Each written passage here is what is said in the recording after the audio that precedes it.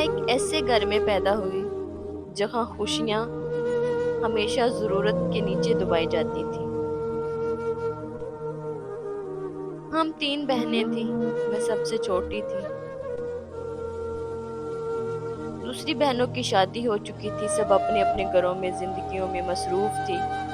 میں اپنے ماں باپ کے ساتھ رہتی تھی۔ میرے ابو مزدوری کرتے تھے، صبح فجر سے پہلے اٹھتے، اپنا پرانا سا کپڑوں کا تھیلا اٹھاتے اور کام کی تلاش میں نکل جاتے۔ کبھی مزدوری مل جاتی تو شام کو گھر آتے ہوئے آٹا دال سبزی لے آتے۔ کبھی سارا دن دھوپ میں پھرنے کے باوجود خالی ہاتھ واپس آنا پڑتا۔ میری امی سلائی کرتی تھی اور میں بھی گھر کے اخراجات میں ہاتھ بٹانے کے لیے محلے کے بچوں کو ٹیوشن پڑھاتی، ساتھ ساتھ امی کے ساتھ کپڑے بھی سلائی کرواتی۔ کبھی کسی کے گھر جا کر چھوٹے موٹے کام بھی کر لیتی تھی۔ ہم غریب ضرور تھے لیکن میرے ابو ہمیشہ کہتے تھے، بیٹا غربت کوئی گناہ نہیں ہوتی، بس انسان کو حوصلہ نہیں چھوڑنا چاہیے۔ میں ان کی باتیں سن کر مسکرا دیتی۔ مجھے کیا معلوم تھا ایک دن یہی غربت میری زندگی کا سب سے بڑا امتحان بن جائے گی۔ باقی بہنوں کی شادی ہو چکی تھی، جبکہ جب بھی کسی بہن کے گھر سے فون آتا امی مجھ سے یہی کہتی، ہینا اللہ تمہاری قسمت بھی اچھی کرے۔ میں خاموش ہو جاتی۔ میرے دل میں بھی ایک چھوٹا سا خواب تھا، اپنا گھر ہو، ایک شوہر جو مجھے عزت دے، ایسا گھر جہاں مجھے نہ یہ سننا پڑے کہ تم غریب گھر کی لڑکی ہو۔ پھر ایک دن میری شادی کی بات چل پڑی۔ لڑکا ایک عام سا سادہ سے خاندان سے تھا، نہ بہت امیر نہ بہت غریب۔ اس کا نام آسمان تھا۔ وہ ایک دکان پر کام کرتا تھا۔ جب اس کی والدہ مجھے دیکھنے آئی تو انہوں نے زیادہ سوال نہیں کیے، بس اتنا کہا کہ لڑکی گھر سنبھالنے والی ہونی چاہیے۔ تو امی نے فوراً کہا کہ میری بیٹی گھر بھی سنبھال لے گی اور رشتے بھی۔ میرے ابو خاموش بیٹھے تھے، شاید سوچ رہے تھے کہ بیٹی کی شادی کیسے ہوگی۔ ہمارے پاس زیادہ پیسے نہیں تھے، پھر بھی ابو نے اپنی اوقات سے بڑھ کر میری شادی کی تیاریاں شروع کر دی۔ انہوں نے کئی دن مزدوری کی، دن رات کو دیر سے گھر آتے، صبح سویرے نکل جاتے۔ میں ان کے تھکے ہوئے چہرے کو دیکھ کر کہتی، ابو اتنا کام نہ کریں، سادی سی شادی کر لیں گے۔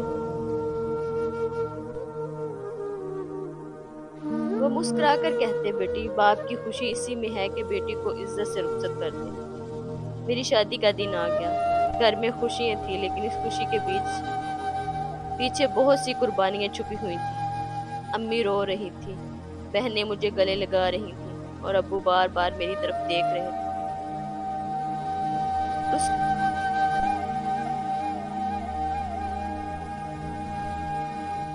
جب میری شادی ہو گئی میں بیاہ کر دوسرے گھر چلی گئی۔ انہوں نے سب نے پیچھے سے سب بہت پریشان ہوئے ہوں گے، شاید مجھے یاد کر کے روئے بھی ہوں گے۔ بس ابو نے مجھے جاتے ہوئے ایک دعا دی تھی کہ بس بیٹا خوش رہنا۔ مجھے نہیں معلوم تھا کہ مگر اس وقت ابو کی آنکھوں میں مجھے عجیب سا خوف نظر آ رہا تھا، جیسے وہ جانتے ہوں کہ میری خوشی زیادہ دیر تک نہیں ہے۔ میں سسرال چلی گئی۔ پہلے دن سب کچھ ٹھیک تھا، دوسرا دن بھی، تیسرے دن ولیمہ تھا اور پھر پوری زندگی بدل گئی۔ ولیمے والے دن گھر میں مہمان آئے ہوئے تھے، ہال میں بہت رش تھا، عورتیں الگ بیٹھی تھی، مرد الگ۔ میں کمرے میں بیٹھی ہوئی اپنی سہیلی نما نند سے باتیں کر رہی تھی۔ اچانک باہر سے شور کی آواز آنے لگی، کسی بات پر دو آدمی جیسے بحث کر رہے ہوں۔ پہلے آواز بلند ہوئی، پھر گالیاں شروع ہو گئی، پھر دکم دکی ہونے لگی۔ آسمان بھی وہیں پہنچ گئے۔ میں گھبرا گئی۔ میں نے ایک عورت سے پوچھا، کیا ہوا ہے؟ اس نے کہا، بس معمولی سا جھگڑا ہے، ابھی ٹھیک ہو جائے گا۔ لیکن وہ جھگڑا معمولی نہیں تھا۔ اچانک کسی نے آسمان کو دھکا دے دیا۔ آسمان غصے میں سامنے والے لڑکے کو मार ही दिया। दोनों हाथों पाई हो गए। लोग बीच बचाने लगे और फिर एक लम्हे में सब खत्म हो गया। वो लड़का जमीन पर गिर गया। लोग चीख करने लगे। किसी ने कहा इसे खून निकल रहा है इसका।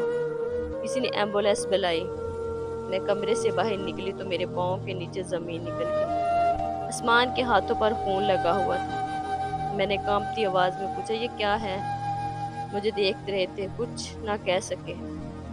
कुछ घंटों बाद खबर आई कि वो लड़का मर चुका है, आसमान से कत्ल हो चुका था। पुलिस आ गई, आसमान को गिरफ्तार करके ले गई। मैं अपनी शादी के चंद दिन बाद बेवा तो नहीं हुई, लेकिन एक ऐसी औरत बन गई जिसका शौहर जिंदा होते भी इससे दूर हो गया। मेरा शौहर जेल चला गया। मैं ससुराल में खड़ी थी। मेरी सास ने मुझे देखते और कहा तुम्हारे आने ते ही ये सब कुछ हुआ है। मैं हैरान हो गई, मैंने क्या किया है?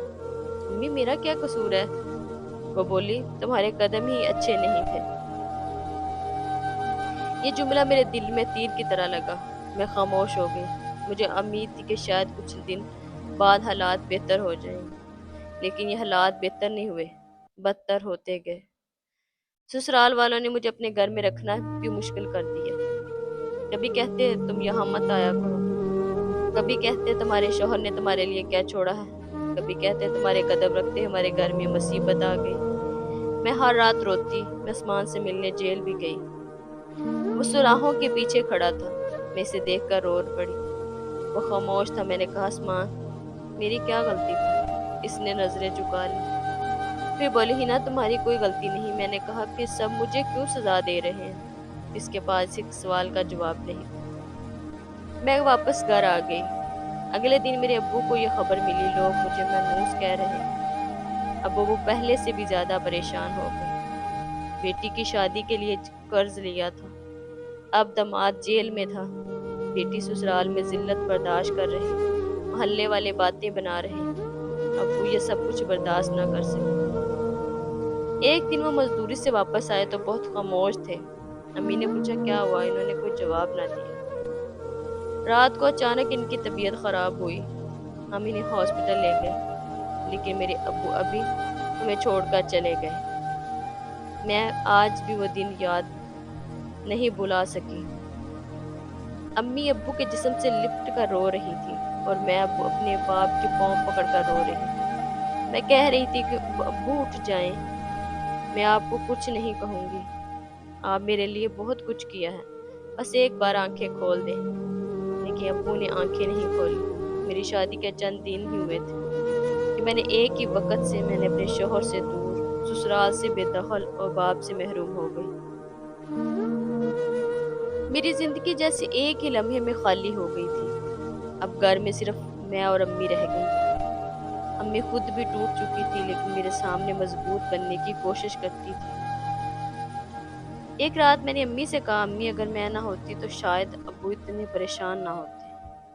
अम्मी ने मेरे मुंह पर हाथ रख कर कहा बोल ऐसा मत बोलो। तो मैं रोने लग गई। सब मेरी वजह से हुआ ना? अम्मी ने कहा नहीं बेटा, तुम्हारी वजह से नहीं हुआ। तुम खुद इस मुसीबत का शिकार हो, लेकिन दुनिया को ये बात क्यों नहीं समझ आती। मैं जब घर से निकलती तो लोग मुझे देखकर सरगोशियां करते। ये वही लड़की है ना जिसके शौहर ने कत्ल किया था। हाँ, इसके वलीमे पर लड़ाई हुई थी। बड़ी मनूस निकली। कुछ औरतें मुझे देखकर अपने बच्चों को अंदर बुला लेती। कुछ मर्द मुझे अजीब सी नजरों से देखते। मैं अपना मुंह दुपट्टे में छुपाकर तेजी से गुजर जाती। मैंने टेंशन पढ़ना दोबारा शुरू कैसे करूं? मेरी टेंशनें बढ़ती जा रही थी, लेकिन मोहल्ले में बातें बनने लगी। मैंने सोचा कि क्यों ना अपने आप को मसरूफ भी किया जाए और अपनी माँ की सहारा भी बना जाए। मैंने ट्यूशन पढ़ानी दोबारा शुरू कर दी, लेकिन लोग इस बात को मानने को तैयार नहीं थे। किसी ने कहा कातिल की बीवी अब बच्चों को पढ़ाएगी। किसी ने अपने बच्चों को ट्यूशन भेजने से इनकार कर दिया। मैं सिलाई करने लगी, लेकिन कपड़े देने वाली औरतें भी कम हो गई। किसी ने साफ कहा हिना बुरा ना मानना, लोग बातें करते हैं। मैं मुस्कुरा कर कहती कोई बात नहीं, लेकिन अपना घर आकर बहुत रोती और सोचती, आखिर मेरा क्या कसूर है? मैंने किसी को कत्ल थोड़ी किया था। क्या मैंने किसी को लड़ने के लिए कहा था? क्या मैंने अपने शोहर के हाथ में हथियार दिए थे? नहीं ना। फिर मेरा कसूर सिर्फ इतना था कि मैं गलत वक्त पर जगह पर मौजूद थी। एक ऐसा इंसान से मेरी शादी हुई थी जिसने गुस्से में एक लम्हे की गलती कर दी। कुछ अरसे बाद ससुराल वाले ने मुझे साफ कह दिया, अब तुम यहाँ कोई नहीं है, हमारे घर ना आया करो। मैंने कहा, मैं कहाँ जाऊँ? मेरी सास ने कहा, अपनी माँ के घर चली जाओ। मैं खामोश हो गई। मैंने पूछा, आसमान आने तक? इन्होंने कहा, पता नहीं आसमान कब आएगा, आएगा भी या नहीं। मैं वापस आ गई। अम्मी ने मुझे देखते ही गले लगाया। मैं इनके सीने से लगकर बहुत रोई। अम्मी भी बहुत रोई। हम दोनों के पास सिर्फ एक दूसरे के सिवा कुछ नहीं था। दिन गुजरते गए, महीने गुजरते गए, आसमान जेल में थे, केस चल रहा था और मैं अपनी जिंदगी की सजा भुगत रही थी। एक दिन मैं जेल में आसमान से मिलने गई। वो बहुत बदल चुके थे। मैंने कहा, तुमने मेरी जिंदगी क्यों बर्बाद कर दी? वो काफी देर खामोश रहे, फिर बोले, हीना, मैंने इस दिन गुस्से में जो किया था, इसकी सजा मुझे मिल रही है, लेकिन तुम्हें जो सजा मिल रही है मुझसे भी ज्यादा तकलीफ दे है। मैंने कहा, लोग मुझे मनूस कहते हैं। इसकी आंखों में आंसू आ गए। तुम मनूस नहीं हो। मैंने कहा ना। फिर इतनी बदकिस्मत क्यों हूँ? वो बोले, क्योंकि जिंदगी ने हमारे साथ इंसाफ नहीं किया। मैं वापस घर आ गई। रास्ते में बहुत रोई, लेकिन इस दिन पहली बार महसूस हुआ कि शायद आसमान को अपनी गलती का एहसास हुआ है, मगर अफसोस से गुजरा हुआ वक्त वापस नहीं आता। मैंने फैसला किया, मैं अपने आप को खत्म नहीं होने दूंगी। मैं दोबारा बच्चों को ट्यूशन पढ़ाने लगी। मोहल्ले के कुछ लोगों ने एतराज़ किया, लेकिन मैंने काम नहीं छोड़ा। मैंने सिलाई भी शुरू कर दी। आहिस्ता आहिस्ता चंद औरतें दोबारा कपड़े देने लगी। किसी ने कहा, हिना, तुम बहुत मेहनत करती हो। मैंने सिर्फ मुस्कुराकर कहा, मेहनत ना करूं तो क्या करूं? मैंने अपनी अम्मी का हाथ पकड़कर कहा, मेरी बहुत ताकत थी। एक रात अम्मी ने कहा, बेटा, लोग जो कहते हैं कहने दो। तुम अपने दिल में ये बात बैठा लो कि तुम बुरी नहीं हो। मैंने अम्मी की तरफ देखा और बोली, बदकिस्मत इंसान को छोड़ा नहीं करती। इंसान तब भी छोटा होता है जब वो हालात के सामने हार जाता है। इनकी बात मेरे दिल में उतर गई। मैंने दोबारा जिंदगी शुरू करने की कोशिश की, लेकिन कोशिश के साथ माजी मेरे साथ सामने आ जाता। शादी का दिन, अब्बू का चेहरा, वलीमे का शोर, आसमान के हाथ पर खून, पुलिस, जेल, लोगों की बातें और अब्बू का जनाजा। मैं आज भी रात को कभी कभी अचानक उठ बैठती हूँ और सोचती हूँ, अगर इस दिन वो लड़ाई ना होती तो आसमान गुस्सा ना करते। अगर वो लड़का जिंदा होता तो आज मेरे अब्बू इतने परेशान ना होते। अगर मेरी शादी किसी और घर में होती तो, लेकिन जिंदगी में अगर कोई और दरवाजा नहीं होता, जो हो जाता, इसको रोका नहीं जा सकता। एक दिन मुझे खबर मिली कि आसमान के केस का फैसला आने वाला है। मेरे दिल की धड़कनें तेज हो गई। मैं चाहती थी कि वो बाहर आ जाए, लेकिन साथ ही मुझे डर था, अगर वो वापस आया तो इस घर के वाले मुझे कबूल करेंगे या नहीं? क्या वो मुझे दोबारा अपने घर ले जाएंगे या लोग बातें करना छोड़ देंगे? तो फिर मेरी जिंदगी कहाँ जाएगी? फैसले के दिन मैं अदालत के बाहर खड़ी थी, आसमान को लेने। इसने मुझे देखा और अपनी हल्की सी नजर मिलाई। इसकी आंखों में शर्मिंदगी थी। मैंने नजरें झुका ली। मुझे नहीं मालूम था कि अदालत का क्या फैसला हुआ है, लेकिन मुझे एक बात मालूम थी कि मैंने बहुत कुछ खो दिया था, अपना बाप, अपना सुकून, अपनी इज्जत, अपना ससुराल, अपनी जवानी के खूबसूरत दिन। लेकिन एक चीज अभी भी मेरे पास है, मेरी जिंदगी। मैं इसे खत्म नहीं होने दूंगी।